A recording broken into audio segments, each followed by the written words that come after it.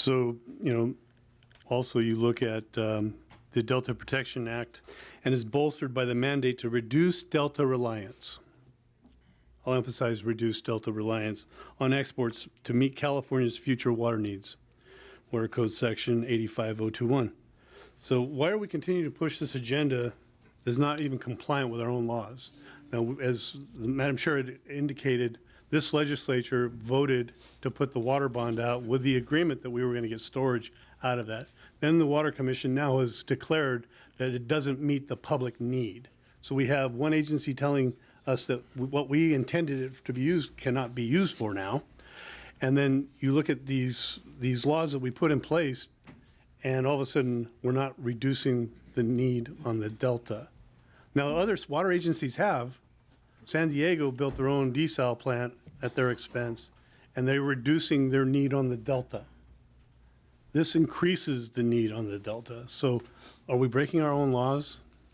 Well, we are required, as I mentioned, we do need to provide a certification of consistency with the Delta Plan, documenting the project's reduced reliance on the Delta is going to be part of that certification, and the public water agencies that would see the benefit of the WaterFix project will be part of providing that documentation that the Delta Stewardship Council itself will make determinations on.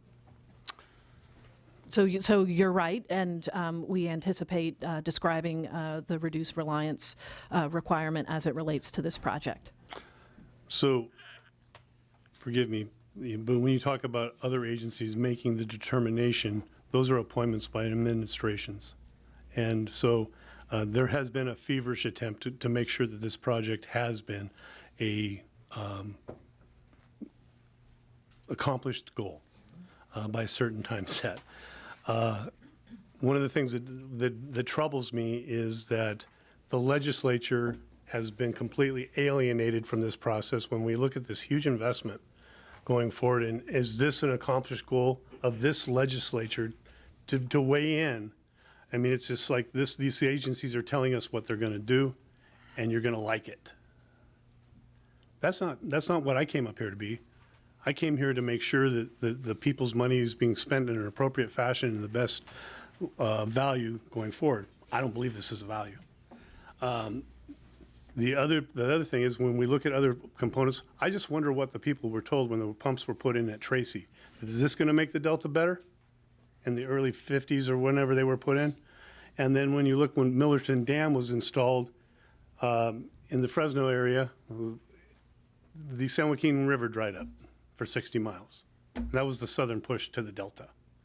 So we keep telling people that these things are going to happen, but the only thing that I'm seeing here is that 2/3 of the economy will flourish, while 1/3 of the economy will be damaged, and that's my area. I live in the Delta.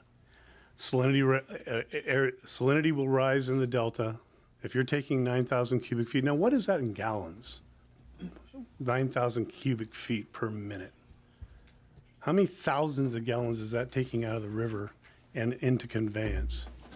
And so, that's going to have a dramatic effect on bringing salinity up into the Delta, into my farms, where my farms are, some of the crops are very salt or salinity sensitive and they can't plant anymore, or the abundance of salts will now build up in the soils and their soils will be useless. I don't know what kind of hydro modeling was done, but I mean, when I was a little guy, the salinity barrier, the salinity demarcation line was the Crockett Bridge. Now it's 3 Mile Slough. It's gone up miles already, and we talk about diminished flows and all of this. Well, if you diminish the flow to the southern Delta, you're not only going to hurt the farmers, you're going to hurt the fish because they haven't got the freshwater flush. And so, we talk about earthquakes. Well, there's been plenty of earthquakes, but we've never had a levee failure to an earthquake.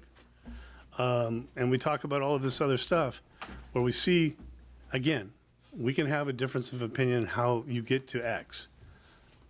But without it creating one drop of new water, to me is so foolish when we have other technologies that now are proven. If you take that $17 billion, That's 15 desal plants of fresh water, new water.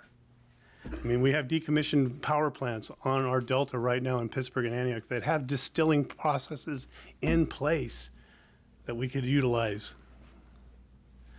They're decommissioned. They had to distill the water so it wouldn't ruin their pipes.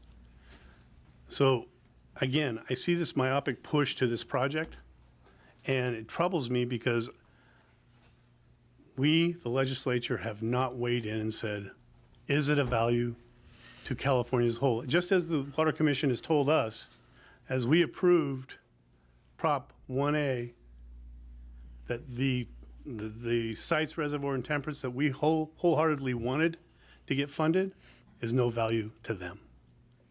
Therefore, our opinion didn't matter. Thank you.